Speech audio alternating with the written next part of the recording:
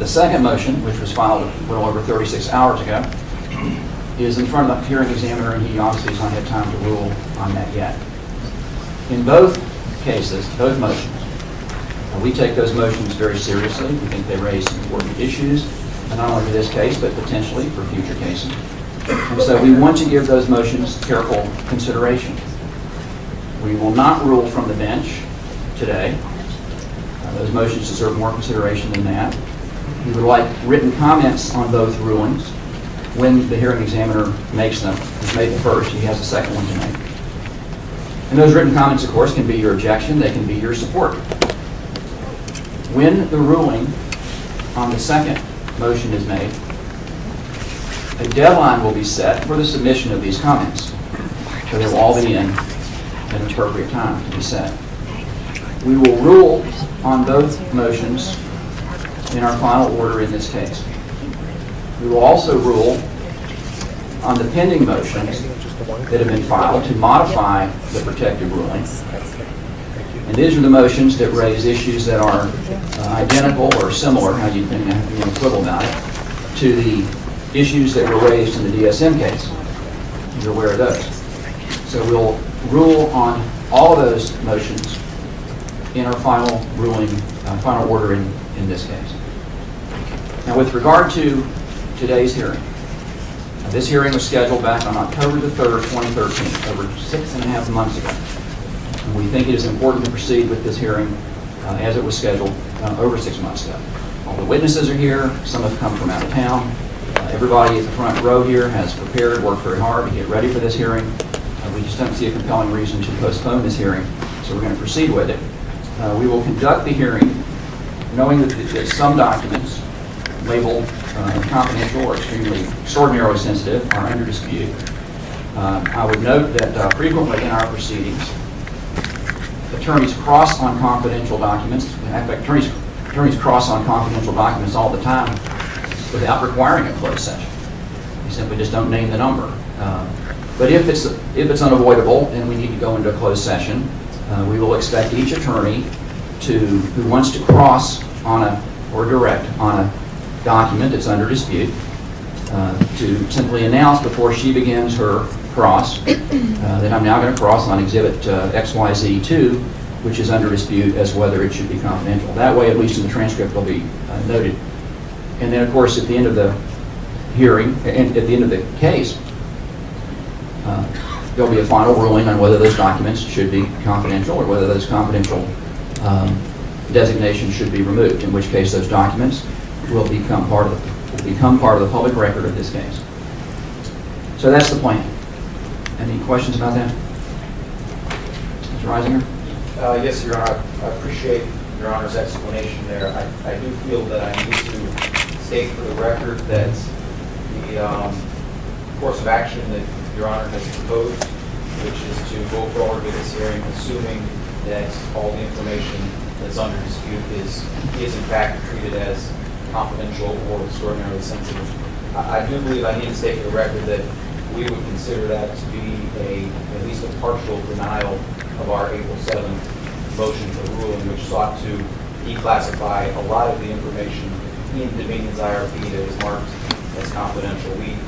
I know in the DSM proceeding we talked about issues regarding our ability to retain protected information after the conclusion of the hearing, and that's certainly an issue of concern with us. But we also filed our April 7th motion for the purpose of this hearing today, for the purpose of ensuring that this hearing today is allowed to be conducted in public session to the maximum extent possible. Well, I understand that, Mr. Reisinger, and again, here is the posture we're in. It's a matter really simply of time.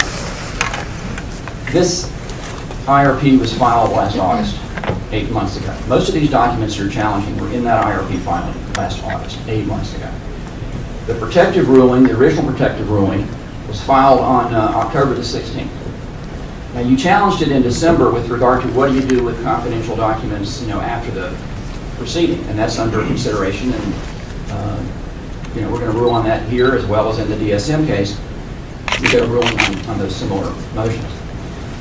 a common theme in your motion, as well as in the joint movements, it's a common theme. It was in your motions and it was in the DSM, is that Dominion went to the General Assembly in January and revealed information about the cost of North Anna 3, that 2 years ago in the IRP they wanted to designate extraordinarily sensitive or confidential, and that represents some kind of a potentially manipulation, and that seems to be a common theme in your motions. Well, they'll probably dispute that characterization, but that goes to the merits of your motion. What is absolutely clear is that was done in January. That was done in the General Assembly session. And if you wanted to file your motion, if that's what prompted these motions, you could have filed it in January. We're simply under a time crunch here. Nothing more complicated than that. Your motion came in April 7th, 2 weeks ago. The joint movements came in 36 hours ago.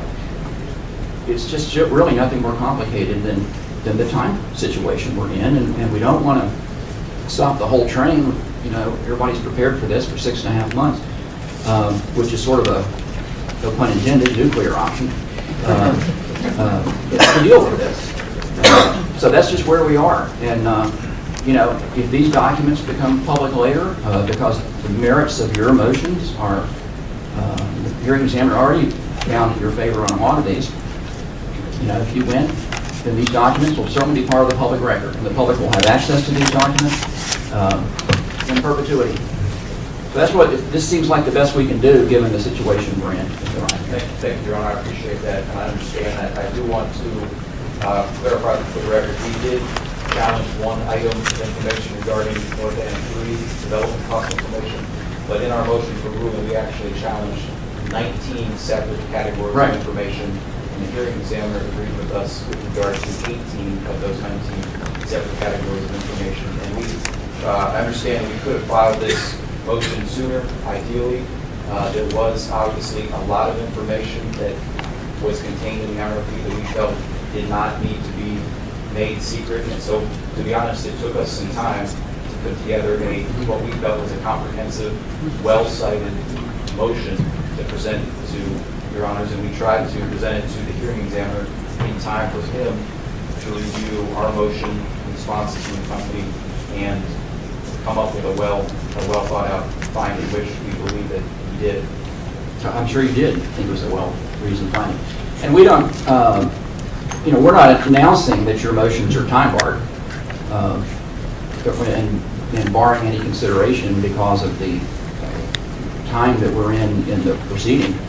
I'm just simply making a factual statement that that's what we're up against because of the dates these motions were filed without, you know, offering any, you know, again, we're not barring them for, you know, time, basis or something. They're going to get careful consideration. They raise important issues, and but we're just trying to, you know, balance the different considerations here of what we're up against in terms of a schedule, and try to continue with the business at hand and be fair to you and be fair to the other party.